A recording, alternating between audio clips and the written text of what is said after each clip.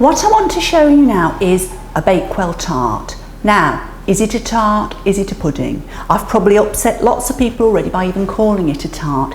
Is there a definitive recipe? Looking through the history books, I can safely say there isn't, because I've found 5 or 6 already recipes for either a pudding or a tart.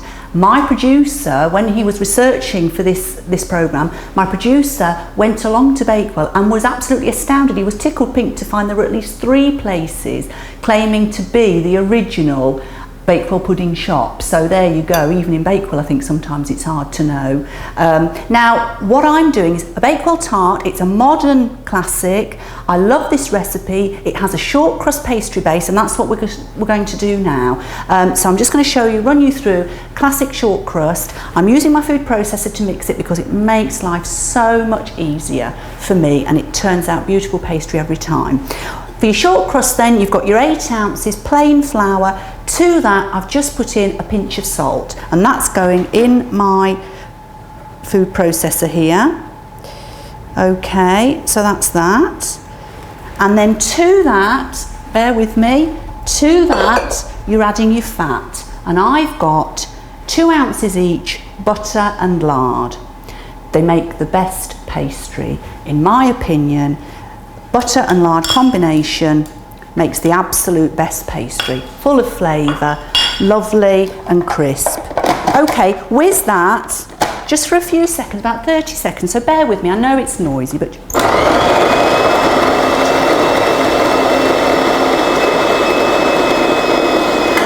It honestly, literally only takes seconds. I'm nearly there, I'm just going to give it one more blitz and we'll be fine.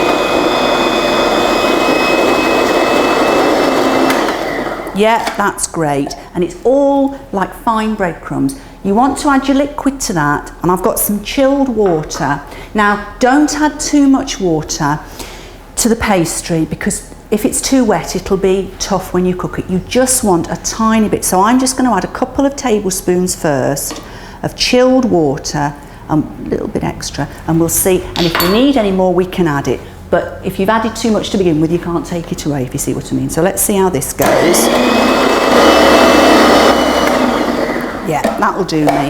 What I'm going to do now, it'll need a little bit more mixing by me, a little bit of kneading, which is good for pastry. So nice, large surface, good sprinkling of flour, get your dough out onto there, and then I'm just going to knead it for a minute or two to bring it together. I love pastry. I know I always say this, but I love short crust pastry. It's so versatile. And later on, we're going to be making a savoury pie as well, and it's going to be the same pastry. So bring that together. You can see there that's quite dry, but that's okay, because you'll bring it together in a ball and really get your fingers in there. Cooking is all about hands-on, getting your hands in, kneading, feeling, touching the food. There we are. Any of these odd little bits, that's fine. You can just put those to one side. Anything that doesn't come together in the ball straight away. Okay, that's lovely. That's probably about right. I'm just going to dust my hands because that helps as well. There we are. And you just need to knead it to make it nice and smooth. Get these little bits out of the way in a minute. Yeah, that's coming together beautifully.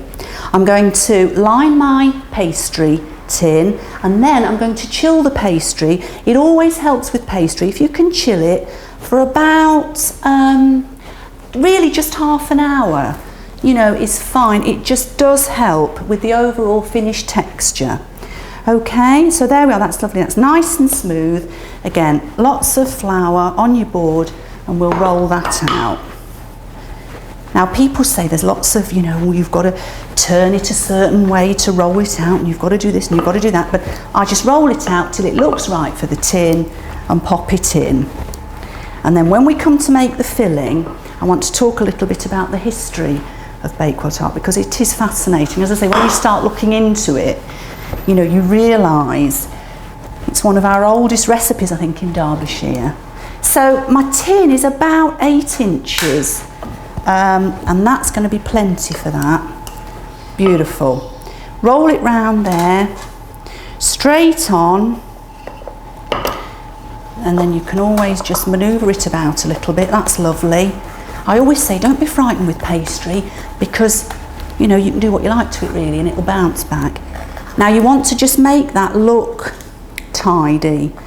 So with a nice sharp knife round the sides, do you see that bit there where there's a little bit missing? That's okay, because what we do there, we take a bit, it's like Play-Doh. You just keep going till you've filled up all your gaps and made it look nice. That's lovely. Take that off there, and then what I do is go round and flute the edge. Do you see? Again, just to give it a nice finish. There we are. Okay. Super. Prick the base. As I say, pop that now. That's plenty. Pop that in your fridge for about half an hour, and then we'll come back to that and we'll make the filling. What I've got here then is the pastry shell that's been about half an hour in the fridge, just chilling down. But before I go on with the recipe and make the Bakewell Tart, I want to bake this blind. And all that means is, baking blind is a way of just part baking the pastry shell so that you ensure that the base is crisp. I think you'll find if you were to add the filling to this now and bake it, you might end up with a bit of a soggy bottom, and we don't want that. Now, for baking blind, all you need, greaseproof paper and some baking beans. I've got the proper ceramic baking beans, widely available now. I've seen them in department stores, cook shops. If you haven't got these and you can't get hold of any, please don't worry, because you can just as easily use dried pulses, because I've done that before. Something like dried haricot beans on top of the greaseproof just ensures that the greaseproof stays put and your shell is cooked. Here's a tip for you. There's my greaseproof paper. I'm just going to fold it and fold it again, because what you don't want is lots of greaseproof paper flying about in your oven. You want to really cut it to size, so just a bit bigger than your shell. Okay. There you are, and then open it up, in it goes, baking beans on top, distribute them evenly so they're at the corners. That's going to go into a hot oven, gas mark 6, 400 degrees Fahrenheit, 200 degrees Celsius. It's going to have about 8 minutes, and then I'm going to take the greaseproof and the beans away and just give it a last 5 minutes uncovered, and that will just crisp it off nicely. So over to the oven. As I say, nice hot oven you want. Get that in there, oh that's lovely and hot, and we'll come and have a look at that in about 8 minutes.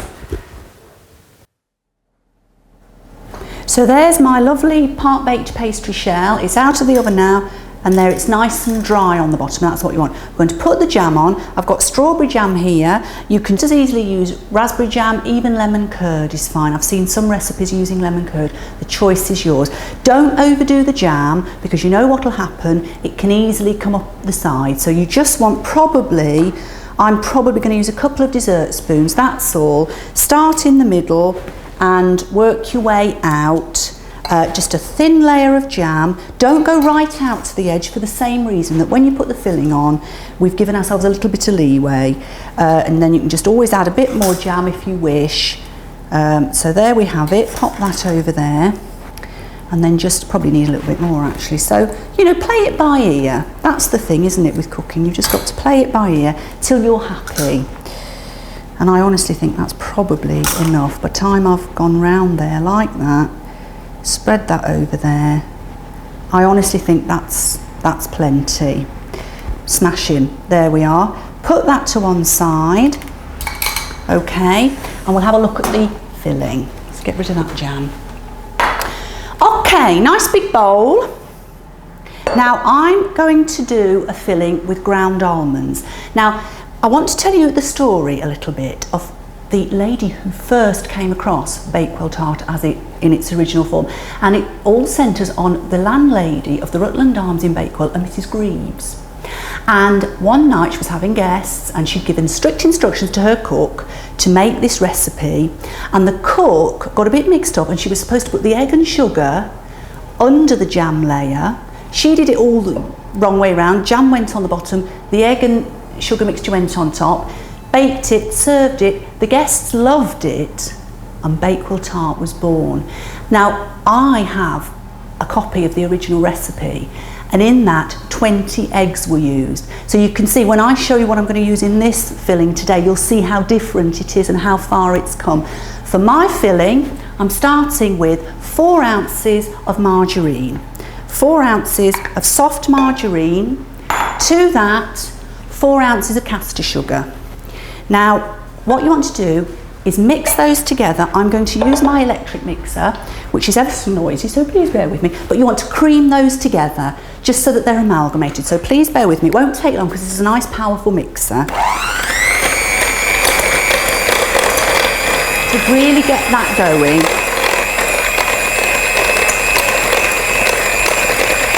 great.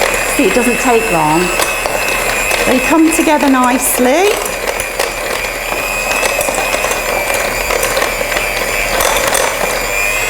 And to be honest, that's probably, because I'm going to mix it again in a minute when I add the other ingredients. So I mean, that's all you need to do with that. To that, I want to add 4 ounces of ground almonds. And this is really what we know today as a Bakewell tart. It generally does contain ground almonds. I'm also going to add 2 eggs, lightly beaten, medium-sized eggs. Okay, and this is where you want your extract of almond. Don't overdo this either because it's strong stuff. I'm probably just going to use half a teaspoon. Oh, nothing more than that. That's lovely. That's enough of that. And what I'm also going to use in mine is just a tablespoon of flour. That's ordinary plain flour. All that does is stabilise the eggs so that they don't curdle in the mixture. Give it a good whiz round.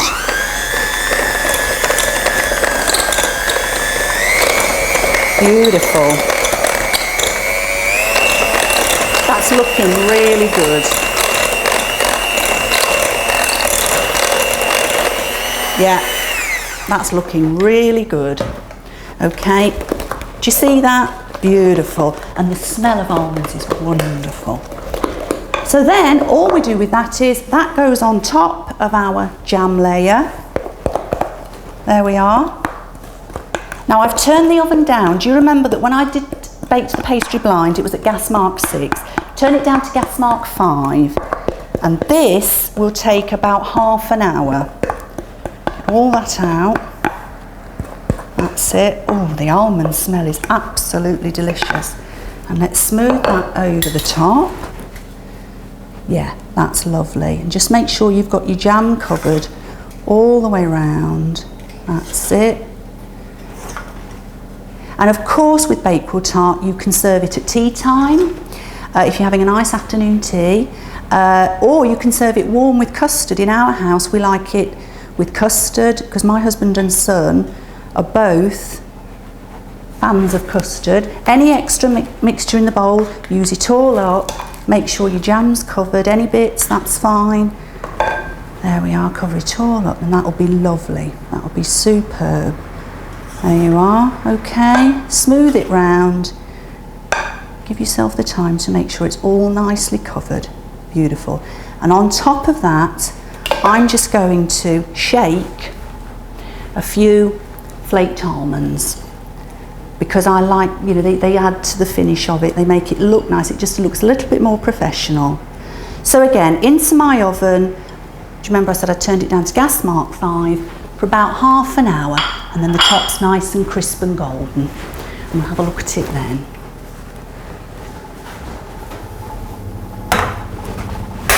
Okay, in it goes. We'll have a look at that shortly. It's time to get the Bakewell tart out of the oven, so let's go over and have a look at it, shall we? It's been smelling lovely while it's been cooking. Oh, that's beautiful. Oh, now look at that. That's absolutely done to a turn. Just close my oven door. There we are. Isn't that super? Now you can leave that now to cool down. As I say, you could serve it hot or cool, and I think that's a tart Mrs. Greaves would be proud of.